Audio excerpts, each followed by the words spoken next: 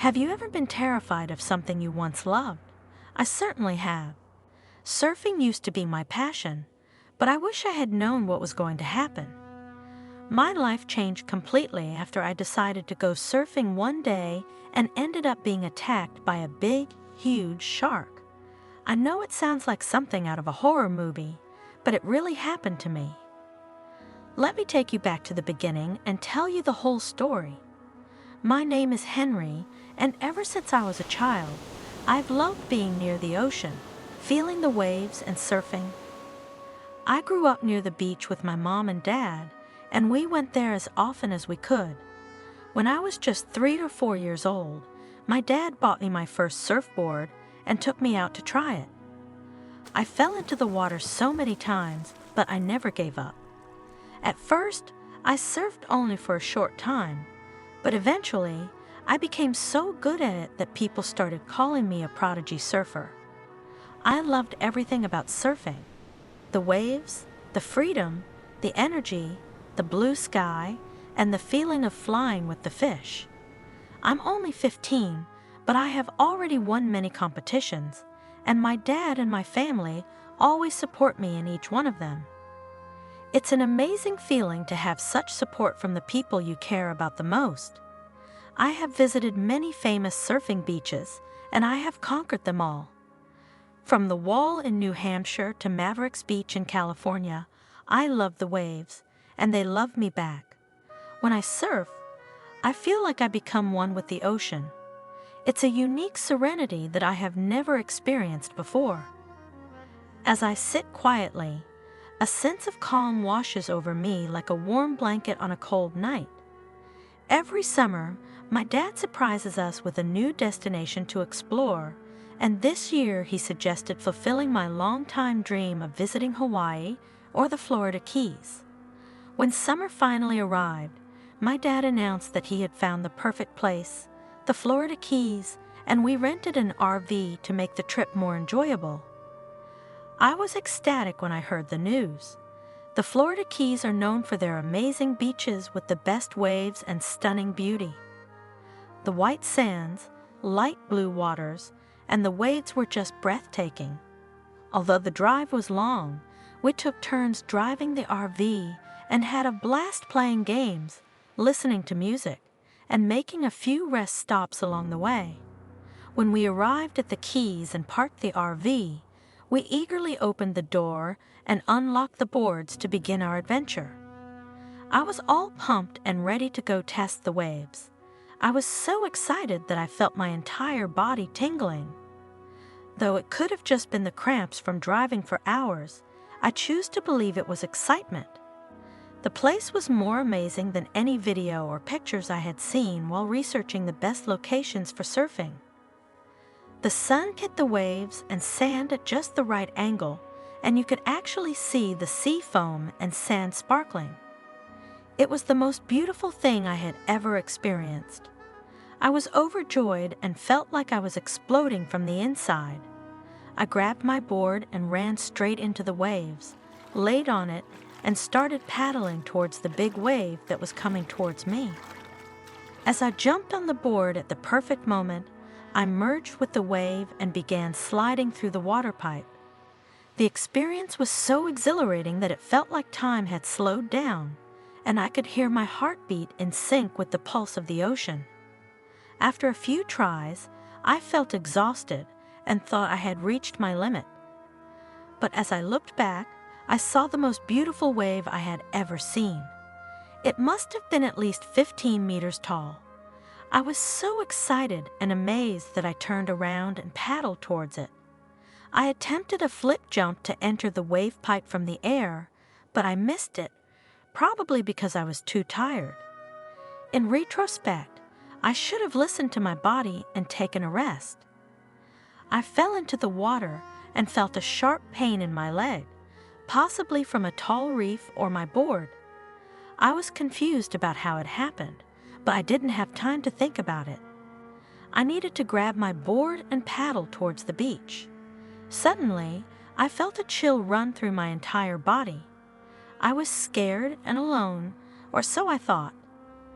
As I was trying to get my bearings and grab my board, I saw something moving in the distance.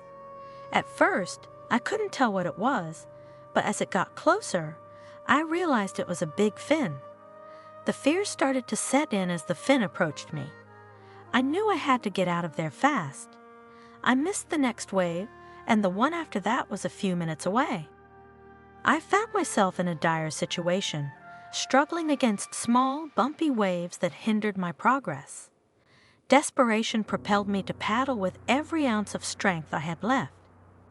Yet, the day's exhaustive surfing had sapped my energy, and I couldn't help but scream and frantically wave for help. The shore seemed impossibly distant, and as I cast a fearful glance back, I noticed the ominous presence of a fin drawing nearer, a chilling reminder of the perilous scenes from the movie Jaws. In that terrifying moment, I began to pray, my mind racing with disbelief. Why was this happening to me now? I couldn't fathom it. I was too young to face such a fate. I still had so much to do, countless places to explore, and numerous people to meet. This couldn't be my end. As panic surged through me, I felt the shark's skin brush against the side of my body. My heart felt as though it might stop from sheer terror. When I finally mustered the courage to look, the sight that met my eyes was terrifying. The shark was massive, easily spanning 3 meters in length. In the blink of an eye, it was closing in on me, revealing its enormous mouth brimming with countless rows of razor-sharp, triangular teeth. The speed at which it approached left me paralyzed with fear, and as a reflex, I attempted to kick it in the nose while screaming in terror. But the shark deftly sidestepped my desperate maneuver. I vividly recall the moment it sank its teeth into me, and I thanked the heavens for the surfboard. Its sharp fangs became ensnared in the board, but it effortlessly snapped it in half. The shark tore into my chest and back, and I witnessed a crimson mist enveloping the water, hardly able to comprehend that it was my own blood. Then, unexpectedly, the shark released its grip on me, retreated, and swiftly swam away. As I glanced upwards, a rescue boat was closing in on me rapidly, and their presence seemed to have driven the shark away, causing it to vanish into the depths. Lifeguards leaped into the water and secured me with a life vest, hoisting me onto their boat and tending to my wounds with numerous bandages. It was a harrowing scene. My vision had already become quite blurred, and I felt an overwhelming sense of weakness and coldness enveloping me. It felt surreal not to have control over my own body. Amidst muffled sounds, I could hear reassurances that everything would be okay, repeated like a mantra. The next time I opened my eyes, I found myself wearing an oxygen mask, my entire body secured to a rigid board. They carefully lifted me into a helicopter and rushed me to the hospital. At that point, uncertainty hung heavy in the air, with no one knowing whether I would make it through. But I did wake up. When my eyes fluttered open, I found myself lying in a hospital bed. My dad sat beside me, his head in his hands, his fingers clenched tightly. He rocked back and forth in his chair, softly murmuring something to himself. After a while, I managed to make out his words. "My baby girl, I'm so sorry," repeated over and over again. I attempted to speak, but all that escaped my lips was a faint whisper. My throat felt as though it were aflame. "Water? Can I have some water?" I croaked with great effort. My dad's head shot up, and he exclaimed, "Henry." Then he corrected himself. "Honey, you're awake. Everything is going to be okay." He reached for a glass of water with a straw and helped me take a sip, but my head felt so heavy that I ended up spilling some water on my hospital gown. My dad cleaned up the spilled water with a small towel and offered me the straw again. "I'm so sorry, honey. I tried to protect you. I ran into the water, but I just wasn't fast enough," he sobbed. "It's okay, Dad. I'll be okay. I promise," I whispered, my throat still burning. I reassured him countless times that it wasn't his fault. Eventually, he managed to calm down a bit, but his anxiety would surge again.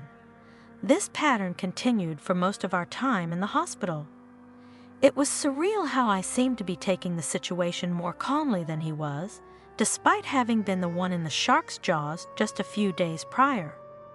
After several days at the hospital and numerous tests, they discharged me to go home, but insisted on weeks of bed rest, cautioning against any strenuous activities that might strain the extensive 220 stitches.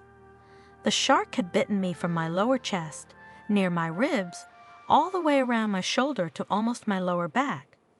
The doctor grimly informed me that if the rescue boat hadn't arrived when it did, the shark might have torn me in half. The surgeon remarked that I was the luckiest girl he had encountered in his 30 years of practice. He was considered one of the best in his field. The shark had also punctured my lungs in several places, necessitating a lengthy surgery. When I returned home, the fear of confronting my own reflection kept me from looking in the mirror for some time. Eventually, with the support of my mom, I mustered the courage to lift my shirt slightly and confront the reality. What I saw was truly horrifying. It resembled something out of a horror movie, but it was all too real. The bite marks, tear marks, and the extensive scar that ran from my chest to my back painted a gruesome picture. My initial glimpse of my naked self in the mirror brought tears streaming down my face. I had once possessed a body I was proud of, but now I felt like a stranger in my own skin. As the weeks passed, my wounds gradually healed, and I embarked on a journey of physical therapy to regain my ability to walk properly. Throughout my life, I was an athlete and knew how to handle muscle pain and follow my workout routines. But when it came to the mental pain, it was a different challenge altogether. What would my peers at school think of me? The fear of being judged weighed heavily on me, and at times it became overwhelming. It was almost suffocating, and I found it hard to breathe. My parents would hand me a paper bag to breathe into, and soon I had one with me at all times. The fear of being seen as a deformed monster or being ostracized by my peers consumed me. After my beach vacation, things changed for me. Every time I looked at the beach pictures on my walls, I felt uneasy. I couldn't sleep properly for many nights and kept waking up due to shark nightmares. However, I had to go to school and face the day, no matter how scared I was. I stood outside my school for a few moments, taking deep breaths and trying to calm myself down. Eventually, I opened the doors and walked into a bustling hallway full of people talking, laughing, and shouting in between classes. I was noticed by some of the people in the hall, and suddenly, the whole room fell silent, and everyone started staring at me with big, wide eyes. I didn't know what to expect from this reaction. But to my surprise, a boy standing nearby began clapping, and soon all the other kids in the hall joined in. Even the teachers who had been in their classrooms came out to see what was going on and joined in the applause. Everyone was so pleased and excited that they came over to shake my hand when I went to my locker. They were all smiling and happy, calling me Shark Girl and asking me to share my story at the grand assembly in the gym. Later, the local news came to interview me and my dad about the event, and I was asked to tell my story once again. I had a wonderful experience with the people in town. They were all kind and supportive, complimenting me and calling me an inspiration. I even received free milkshakes from the local cafe, and I became a familiar face in the community. After regaining my strength, I returned to the beach with both my family and alone. However, I no longer felt the same passion for surfing, although I still enjoyed watching the waves crash on the warm sand.